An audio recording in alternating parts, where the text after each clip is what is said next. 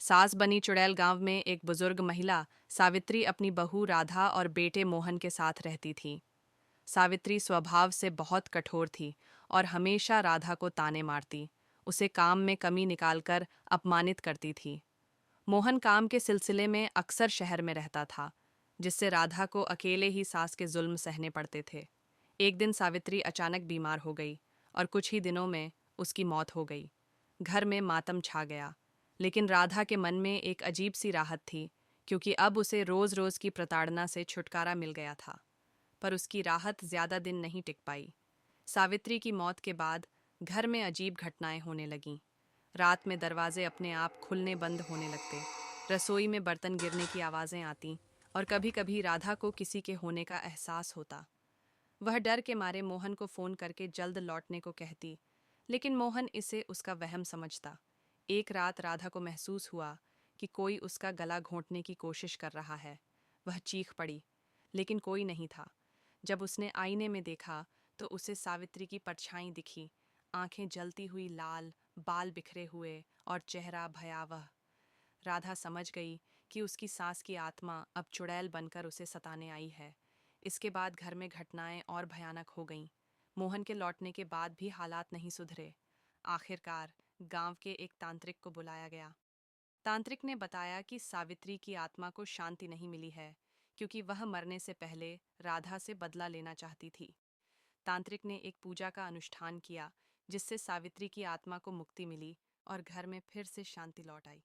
लेकिन राधा को उस रात की दहशत जिंदगी भर याद रही, जब उसकी सास सच में चुड़ैल बनकर लौट आई थी।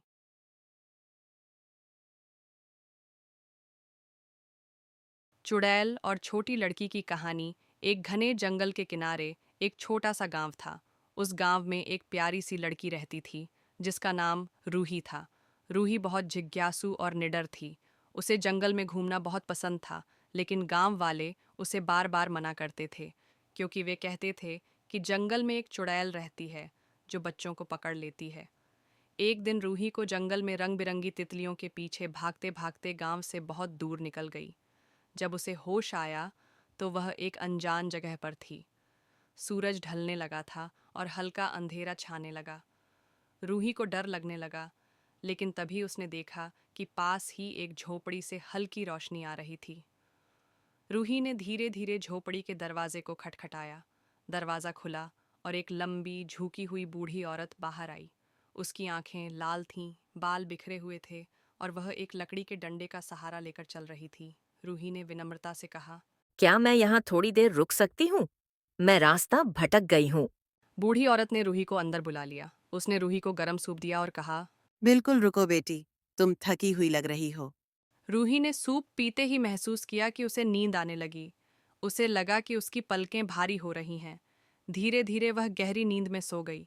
जब रूही की आंखें खुलीं तो उसने देखा कि वह एक पिंजरे में बंद थी। सामने वही बूढ़ी औरत थी, लेकिन अब वह डरावनी चुड़ैल बन गई थी। लंबे नाखून, झुर्रियों वाला चेहरा और तेज आवाज में हंसती हुई। चुड़ैल ने कहा। अब तुझे कोई नहीं बचा सकता। रूही बहुत डरी, लेकिन उसने हिम्मत नहीं हारी। उसने देखा कि पास में एक लकड़ी की छड़ी पड़ी थी। उसने चुड़ैल का ध्यान भटकाकर धीरे से छड़ी उठाई। जैसे ही ताला खुला, वह तेजी से भागी। चुड़ैल उसका पीछा करने लगी, लेकिन रूही ने रास्ते में पड़े पत्थरों और झाड़ियों का सहारा लेकर खुद को बचाया। आखिरकार रूही भागते भागते गांव पहुंच गई। उसने गांव वालों को सब कुछ बताया। गांव वाले जलते हुए मशालों के साथ जंगल पहुंचे और चुड़ैल की झोपड़ी को आग लगा दी।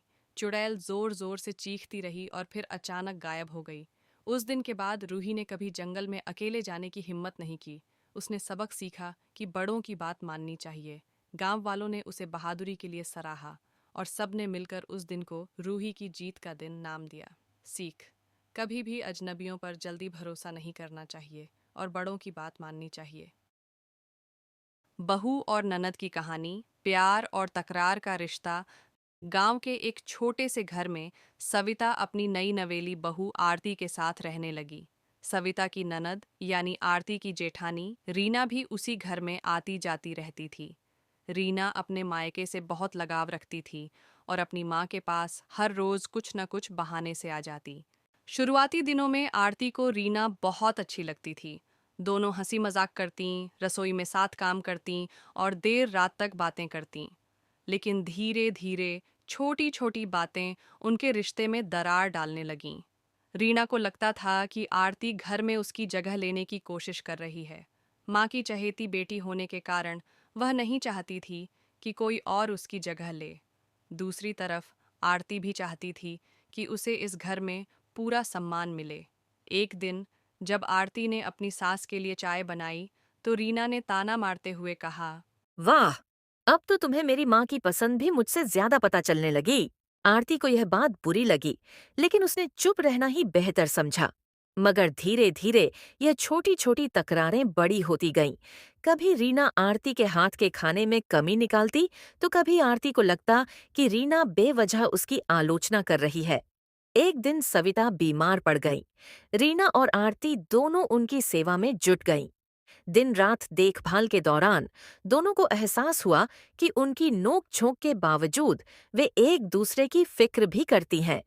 एक रात जब सविता गहरी नींद में थीं, रीना ने चुपचाप आरती के पास आकर कहा, तुम सच में माँ का बहुत ख्याल रखती हो। शायद मैं ही बेवजह तुम्हें गलत समझती रही। आरती ने मुस्कुराकर कहा, और मैं भी शायद तुम्हारी चिंता को समझ नहीं पाई। तुम्हारा मायके से लगाव स्वाभाविक है। उस दिन के बाद उनके रिश्ते में पहले जैसी खटास नहीं रही। अब भी कभी कभी नोक झोंक होती, पर उनके बीच एक नई समझदारी और अपनापन भी आ गया था,